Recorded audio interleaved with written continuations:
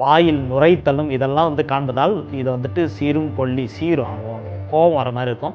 இழுத்து அடிச்சுன்னு அவளுக்கே தெரியும். ஃபட்டு நீங்கள் அடிங்க, திட்டுவாங்க. கூறு கெட்டவன் புத்தி இல்லாததுன்னு அர்த்தம். அவ்வளோ கோபம் வரும். சீரும் கொல்லி வர்மம். இதுக்கு முன்னாடி கொண்டை கொல்லி வர்மத்தை பார்த்தோம். இன்னைக்கு சீரும் கொல்லி வர்மம். கொண்டை கொல்லி வர்மம் இங்கே இருக்குதுன்னு பார்த்தோம். அதோடைய குறிகுணங்கள் அத்தனை மருத்துவ பயன்களும் இதுக்கு முந்தைய வீடியோவில் பார்த்தோம். இந்த சீருங்கொல்லி இதுக்கு பின்பகுதியில் இருக்குது. சீருங்கொல்லி வர்மம்னு பேருக்கு சிடை வர்மன்ற மற்ற பெயர்களும் உண்டு. பெயர் காரணம் என்னன்னு பார்த்தீங்கன்னா, அந்த இடத்துல அடிபட்டால் தலை அங்கும் இங்கும் உருட்டுவானா, ஓகேங்களா? அதனால் இதுக்கான பெயர்கள் வரும். வாயில் நுரைத்தலும் இதெல்லாம் காண்பதால் இதை சீரும் கொல்லி சீரும் கோபம் வர மாதிரி இருக்கும். இழுத்து அடிச்சுன்னு அவளுக்கே தெரியும். ஃபட்டு நீங்கள் அடிங்க, திட்டுவாங்க. கூறு கெட்டவன் புத்தி இல்லாததுன்னு அர்த்தம். அவ்வளோ கோபம் வரும்.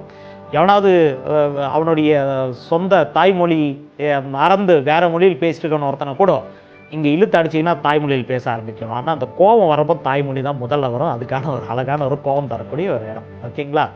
இது பின்தலை பகுதியில் உள்ளது. இது பார்த்தீங்கன்னா இருப்பிடம் எப்படி சொல்லலாம்னா, கேளப்பா சிரசு நடு கொண்டை கொல்லி கீர்த்தி பெற்ற ஒட்டையின் கீழ் சீருங்கொல்லி. ஒட்டைன்னு 10 விரல் அளவையும் நம்ம பார்த்துருக்கோம், அளவு முறையில் இருக்கும். 4 அப்பா 4 விரல் கீழ் பிடரிக்காலம், அதையும் அப்புறமா பார்ப்போம். இது எங்கே இருக்குன்னு சொல்கிறேன்னா, உச்சியிலேருந்து ஒரு ஒட்டையின் கீழ், கொண்டைக்கு ஒட்டையின் கீழும் பிடரிலிருந்து 4 விரலுக்கு மேலேயும் இருக்குது. பிடரி வரும், அடுத்தது வரும், கவலைப்படாதீங்க. இப்போதைக்கு உச்சியிலேருந்து ஒரு ஒட்டையின் கீழ் 10 விரல் கீழ் இது இருக்காது. ஆமென்ற சிரசு நடு கொண்டை கொல்லி 11 ஒட்டையின் கீழ் சீரும் கொல்லி. ஓகே. ஓமென்ற அங்குலம் 4 கீழ் பிடரி வர்மம், வர்ம பிறங்கின்னு சொல்லும். தானான தலைநடுவில் கொண்டை கொல்லி சான் ஒட்டை அதற்கு கீழ் சீருங்கொல்லி. அழகாக இருக்கும். ஓகே. இது மாதிரியான இடத்திற்கான பாடல்கள் இது. ஓகே. விளக்கம் என்னென்னா, வர்மம் கொண்டை கொல்லி துடிகாலம் முதல் வர்மத்திற்கு ஒரு ஒட்டை 10 விரலுக்கு பின்புறமாக அமைந்துள்ளது. சரிங்களா? பிடரிலிருந்து 4 விரலுக்கு மேலே அமைந்துள்ளது. இது பார்த்தீங்கன்னா அனட்டமிக்கலாக சொல்லப்போனால் இவ்வர்மம் பேரிட்டல் எலும்புன்னு சொல்லக்கூடிய ஒரு எலும்புக்கும் ஆக்டிபிட்டல் எலும்பு என்ற சந்திக்கும் ஒரு பகுதியில் அமைந்துள்ளது. தலையில் அல்லது ஒரு மண்டை ஓட்டின் பின் பகுதியில் தடவி பார்த்தால் அங்கு சின்ன ஒரு மேடாக தெரியுமா, ஒரு சின்ன ஒரு மேடு இருக்கும், அந்த இடத்துல இருக்குன்னு சொல்லுது. மாத்திரை 7 விரல் கீழ், அதுனா மொத்தம் 4 3 7 விரல் அகலம் வாங்கி அடி குத்துனேன்னா அதெல்லாம் மயங்கிடுவான்னு அர்த்தம். சரிங்களா? இது டொமட்டாலஜின்னு சொல்லுவோம். அதனால் அந்த அடி பட்டவனுக்கு குறிகுணமும் என்னன்னு தெரியும். ஏன்னா அடிக்கிறது கிடையாது, தானே நான் விழுந்துட்டே சொல்ல, இந்த தூரத்திலிருந்து அடி விழுந்தால் என்ன நடக்கும்னு என்னன்றது பார்ப்போம்.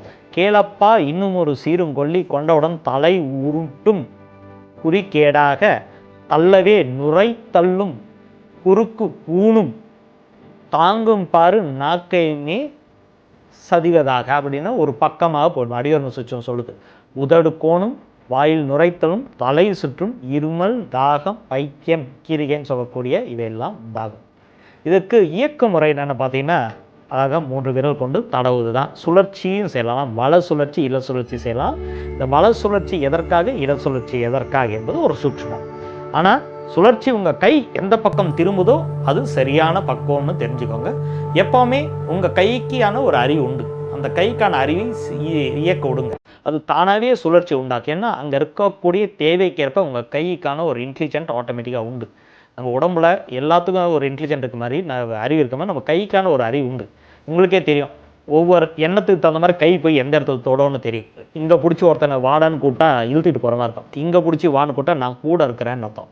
இங்கே பிடிச்சி நம்ம கையை இணைந்து செல்வோம்னா ஒருத்தர் அரவணைச்சி செல்வோன்னு அர்த்தம். இது மாதிரினா உங்கள் மனத்திற்கு ஏற்ப கை போகும். அது மாதிரி கைக்கான ஒரு அறிவு உண்டு. அதற்காக அந்த சுழற்சிகளை மனப்பாடம் செய்யாமல் கை போன இடத்துல அந்த சுழற்சி தட்டுறதெல்லாம் வேணும். சுழற்சிகள் மட்டும் அழகான பக்குவ சுழற்சிகள் தட்டணும். சரிங்களா? மருத்துவ பயன்கள் என்னென்ன இருக்கலாம். சூழ்முனை நாடியை இயக்கக்கூடிய ஒரு வர்மமாக இது இருக்குது. சரிங்களா? சூழ்முனை நாடியை அழகாக இயக்கக்கூடிய ஒரு வர்மமாக இருக்குது. அதனால் குழப்பத்தில் இருக்கிறவங்க, முடிவெடுக்க தெரியாதவனுக்கு இந்த வர்மம் நல்லா வேலை செய்யும். கோபம் அதிகம் இருக்கிறவனுக்கு இந்த வேலை அழகாக வேலை செய்யும். ஓகே. ஆதார வர்மங்களில் ஆக்னை வர்மமும் இதற்கு இணைவாக இருக்கும். ஓகே. இதுக்கு மேலே என்னன்னா, தலை கழுத்து வர்ம தடவு முறைகள் இதை நிறைய இடத்துல நம்ம பயன்படுத்தும் முழுமையாக. ஸோ சில வர்மங்களை நேரடியாக தோண்ட மாட்டோம். அப்போ தடவு முறைன்னு சொல்லக்கூட ஒரு இடத்துல ஆரம்பித்து இன்னொரு இடத்துக்கு போகிறதுக்கு நடுவில் இந்த வர்மத்தின் இயக்கங்களை தூண்டிவிட்டு போயிட்டே இருப்பேன். ஏன்னா அதை நேரடியாக தொடர்றப்போ அதுக்கான கொஞ்சம் மாத்திரை அளவு அதிகாச்சுன்னா என்ன ஆகும்னா அது பல பிரச்சனைகள் தரும். ஸோ சீருங்கொல்லி வர்மத்தாலும் கொஞ்சம் கேர்ஃபுல்லாக யூஸ் பண்ணுங்க. இதெல்லாம் வந்துட்டு ஒரு கோமா பேஷண்ட் எழுப்பக்கூடிய ஒரு வர்மங்கள் இருக்கிறதுனால கொஞ்சமாக அதை கேர்ஃபுல்லாக பயன்படுத்தணுங்கிறது அது என்னுடைய. தயவு செஞ்சு நோட்ஸ் எடுத்துக்கோங்க, ஸ்கிப் பண்ணாதீங்க, எல்லா வீடியோ முழுமையாக பாருங்கள். ஏதாவது கேள்வி இருந்தால் கமெண்ட்ஸில் போடுங்க. ஒவ்வொரு வர்மத்துக்கும் ஒரு பக்கத்தை ஒரு பகுதியை ஒரு A4 ஷீட் எடுத்து அதை பெயர் எழுதி அழகாக கலர் பென்சிலில் எழுதி அதை நீட்டாக நோட்ஸ் பண்ணுங்கள். நாளைக்கு இதே நீங்கள் பயன்படுத்தினா இது உங்களுடைய அழகான ஒரு புத்தகமாக மாறிடுது. என்னுடைய ஒரு நன்றி. அடுத்தது சமயம்.